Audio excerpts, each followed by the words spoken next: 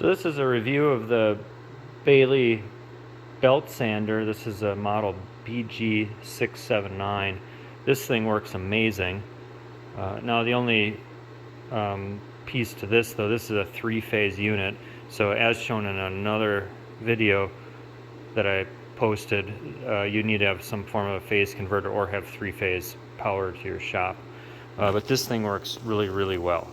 The thing I like is it's got a nice broad surface here, and then the other really nice feature is this here opens up and look at that nice flat surface. So that works really well. It also does collect some of the shavings and dust.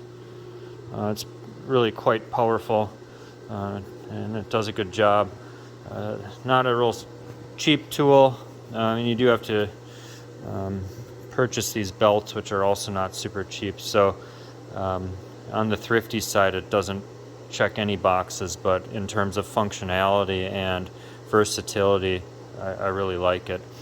And down there you can see there's actually an option to be able to put it in different configurations, whether you want it more vertical or otherwise. So overall, I do recommend it. It's just not a cheap option. So here I have the belt sander actually running. I'll show you how it works.